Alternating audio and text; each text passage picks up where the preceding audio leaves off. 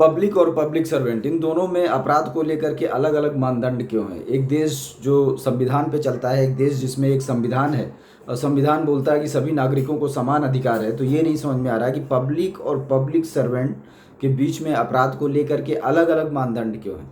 इस बात को तमाम घटनाओं से देखा जा सकता है। अभी एक घटना वायरल हो रही है टीवी के ऊपर कि कुछ शायद उत्तर प्रदेश की घटना है कि विधायक जी फ़ोन करके बोल रहे हैं कि जो दो पक्ष आए हैं कि उनसे 50,000 लेकर के मुकदमा लिखा गया। तो आखिर ऐसा क्यों है? इनकम टैक्स डिपार्टमेंट इस बात पे ध्यान क्यों नहीं देता? इनकम टैक्स डिपार्टमेंट इन्वॉल्व क्यों नहीं होता? एक व्यक्ति जो वसूली कर रहा है, अगर कोई व्यक्ति एम्प्लॉय नहीं है, वसूली कर रहा है, तो चपरासी भी नहीं बन सकता।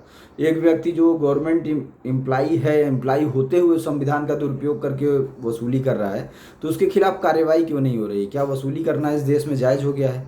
क्या इस देश के अंदर वसूली करना एक कानूनी प्रक्रिया हो गया है कि कानून में बैठने के बाद वसूली करना एक मतलब देश को पवित्र करना हो जाता है? आखिर ऐसी क्या बात है? और राजनेताओं को, सत्ताओं को ऐसी क्या मजबूरी है कि वो ऐसे लोगों को रखते हैं जो लोग जनता के खिलाफ अपराध कर रहे हैं? आखिर जनता के टैक्स से जब सरकारें बनाई गई हैं, जनता के टैक्स से जब एडमिनिस्ट्रेशन सिस्टम बनाया गया है, जनता के भलाई के लिए बनाया गया है, किसी भी व्यक्ति के पास या किसी एम्प्लॉय के पास ऐसा पावर कैसे हो सकता है कि वो अपनी मर्जी से कुछ भी कर दे देश के अंदर?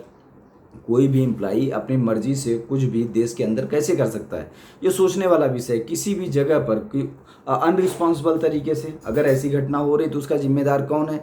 सरकारें बड़ा बड़ा स्लोगन बोल रही हैं, दुनियादारी कुछ भी हो रहा है, तमाम लोग ऐसे बोलते हैं कि भाई मैं था ही नहीं है, मेरे ऊपर केस हो गया, उनका पूरा लाइफ ख़त्म हो जाता है। उसका कंपनसेशन कौन देगा?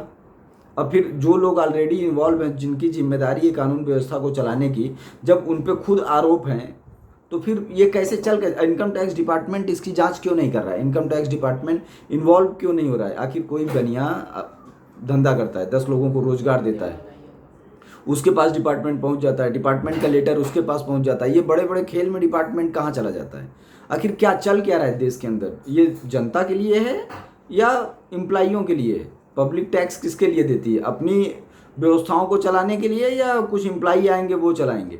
और ये किस तरीके का राजधर्म स्थापित किया जा रहा है और ये किस तरीके का मानदंड और राष्ट्रवाद स्थापित किया जा रहा है कि एम्प्लॉई सर्वोपरि रहेगा, पब्लिक का वजूद नहीं रहेगा, किसी को कोई अरेस्ट कर रहा है तो उसको सू कर दे रहा है, तो मतलब संविधान खत्म हो गया? लोग एम्प्लॉई से उसको इतना भय हो गया, उसको संविधान से भय नहीं है। संविधान की बजाय एम्प्लॉई को सर्वोपरि क्यों किया जा रहा है? क्या कोई ये रावण राज्य की स्थापना का षड्यंत्र है इस देश के अंदर? ये बहुत ज़्यादा ज़रूरी है हमारे लीडरशिप को समझने की। वो एम्प्लॉइयों को अपने इर्द गिर्द कतई सलाहकार के रूप में न रखें। एम्प्लॉई आपको क्या सलाह देंगे? ये सबसे बड़ा अभिशाप तब होता है जब आप एम्प्लॉई कैटेगरी के लोगों को ये साहब वो साहब बोल करके और अपने अगल बगल सलाहकार समिति में रख लेते हैं। कभी भी किसी भी एम्प्लॉई को सलाहकार समिति में न रखें। अगर उसके अंदर टैलेंट होता तो वो एम्प्लॉई नहीं होता। तो इस बात को आप बराबर समझें कि राजनीतिक क्षेत्र और डिपार्टमेंट में एक काम देखने वाले आदमी में ज़मीन आसमान का अंतर होता है। हाँ होता है, कुछ मैनेजमेंट वाले होते हैं तो सीधे सीधे फिर उनको निकाल करके लीडरशिप में ही लेकर के आइए ताकि वो मैनेजमेंट से देश का भी भला कर सकें। अगर कुछ ऐसा क्वालिटी का इंसान है और इस तरीके से आप लोग कर रहे हैं, अब एम्प्लॉई को लेकर के चल रहा है संविधान, तो इस तरीके से पूरे विश्व में हमारा मजाक उड़ाया जा रहा है। आज कोई है कोई नहीं है, रिटायर हो जाएगा, नहीं रहेगा रहेगा, पर हम टैक्स दे रहे हैं। हम दुनिया के किसी देश में जाएंगे, लोग पूछेंगे भाई आप कहाँ से हो, बताएंगे अरे अच्छा वही वाला जहाँ ऐसा काम होता है। तो ये चीज़ देश को अपमानित कर रहा है, राष्ट्र को अपमानित कर रहा है। और ये हो कैसे रहा है? सुप्रीम कोर्ट भी इस पर संज्ञान नहीं ले रहा, हाई कोर्ट भी इस पर संज्ञान नहीं ले रहा, सो मोटो भी नहीं ले रहा है। आखिर ये क्यों ऐसा हो रहा है कि इस देश के अंदर इस तरीके की घटनाएं हो रही हैं? हमको कोई भी रॉबिनहुड नहीं चाहिए, किसी रॉबिनहुड की ज़रूरत नहीं है। ये देश मर्यादा पुरुषोत्तम का है। मर्यादा पुरुषोत्तम ने न्याय पे आधारित देश को बनाया था। हमको न्याय पे आधारित देश चाहिए। हमको एम्प्लॉई के दम पे चलने वाला देश नहीं चाहिए। एम्प्लॉई सिर्फ अपना काम करें, सैलरी लें और जाएं।